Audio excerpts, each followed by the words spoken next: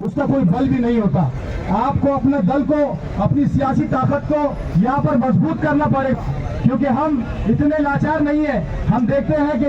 उत्तर प्रदेश के अंदर जिस तरह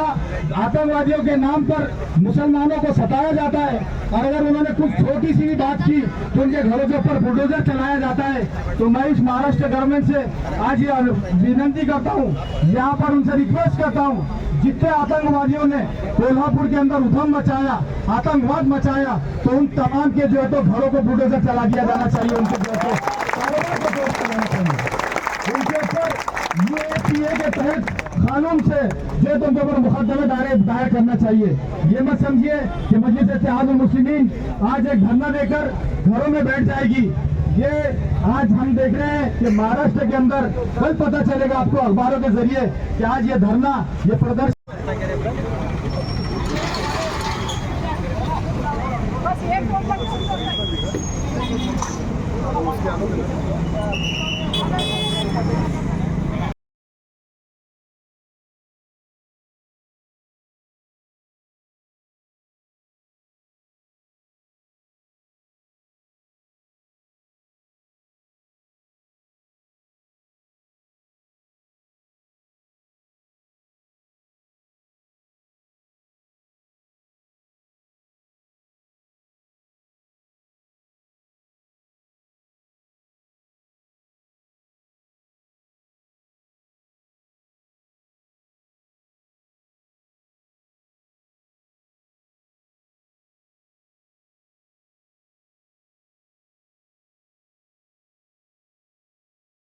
चलिए, आज पूरे महाराष्ट्र के अंदर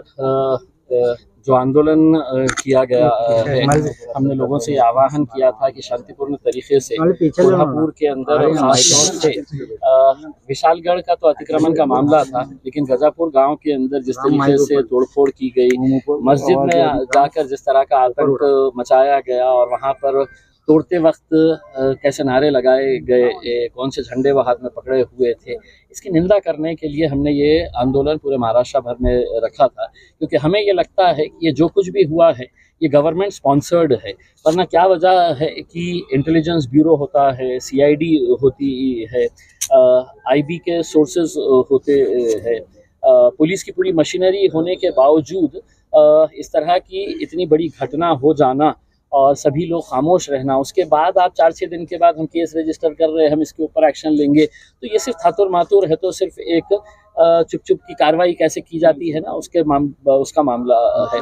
आज एक मस्जिद के ऊपर हुआ है, कल कोई और मस्जिद के ऊपर हमला हो सकता है, और ये करने वाले जो है वो महज चंद लोग हैं जो अपने आप को शिव भक्त कहते हैं, जो तोड़ते वक्त है तो जय श्री राम के नारे लगाते हैं। तो ऐसे कौन से भगवान ने आपको ये आदेश दिया है, आपको कहा है कि आप किसी के भी इबादत गाह में, किसी के भी धार्मिक स्थल के ऊपर जाके इस तरह की तोड़फोड़ करना है? कोई मजहब नहीं कहता है। लेकिन ये जो घटना हुई है इसका कहीं पर भी अतिक्रमण से लेना देना नहीं है। ये साफ साबित होता है कि ये घटिया राजनीति की एक साजिश है, सिर्फ अपने को सत्ता में कैसा आने का है, उस वजह से समाज के बीच में, जाति धर्म के बीच में कैसा एक दरार पैदा करना है, उसका ये एक पूरा खेल है, जिसका शिकार जो है वो वहाँ के गरीब मुसलमानों के घरों के ऊपर हमला करके किया गया, जिनका कोई लेना देना नहीं है।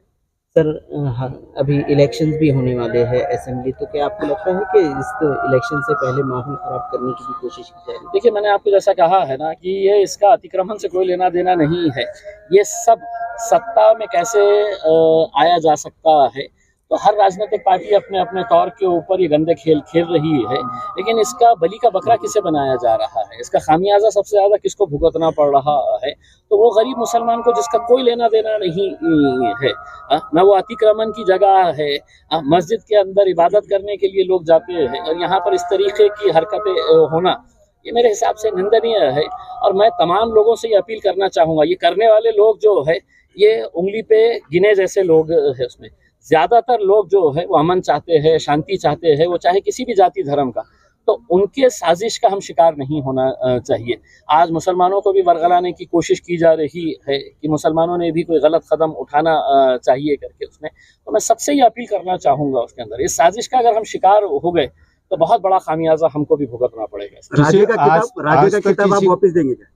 देखिए, मेरे को छत्रपति संभाजी महाराज जिन्होंने दुर्भाग्यवश इस हिंसक आंदोलन का नेतृत्व किया, उन्होंने आज से तकरीबन 3-4 साल पहले उन्होंने मुझे एक किताब दी थी शाहू महाराज के बारे में, और उन्होंने देते वक्त मुझसे ये कहा था कि आप ये पढ़िएगा कि शाहू महाराज का जीवन कैसा था, कि वो सभी जाति धर्म और मजहब के लोगों को साथ में लेकर कैसा चला करते थे करके। वो किताब मैंने पढ़ी, लेकिन मुझे ऐसा लगता है कि उनके जो वंशज है वो भूल चुके हैं कि शाहू महाराज की परंपरा क्या थी करके। तो वो किताब मैं दोबारा उन्हें वापस भेजने वाला हूँ कि मैंने तो पढ़ लिया, मैंने तो समझ लिया, अब ये किताब आप दोबारा पढ़ लीजिएगा करके। सर मराठी ओके, मराठी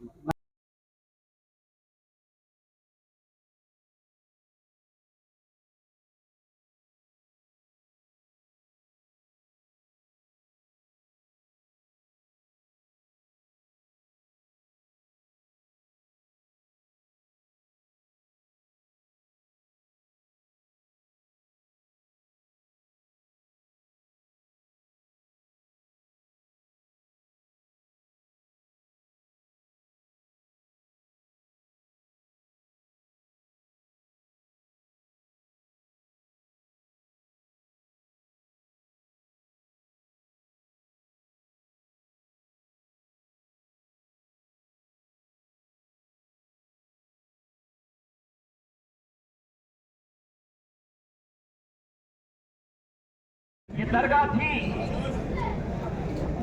उस वक्त गांव से छत्रपति शिवाजी महाराज ने, छत्रपति संभाजी महाराज ने उसे हटाने के लिए कुछ कहा, कुछ बोला, लेकिन आज उन्हीं का नाम लेकर अपने आप को शिव भक्त कहने वाले चंद गुंडे खुलेआम इस तरीके से वहां पर जाकर एक दरगाह उसको नुकसान पहुंचाने के इरादे से, कुछ पूना से आते हैं, कुछ दौड़ से, कुछ सतारा से, कुछ कोल्हापुर से, कुछ सांगली से, एक दरगाह अगर उसके अतराफ कोई अतिक्रमण है तो सुन ले, अगर वो अतिक्रमण हटाना है तो कायदा है, कानून है। इसका मतलब ये नहीं है कोई लाठी, डंडे, पत्थर और तलवार लेकर जाएगा और अपनी ताकत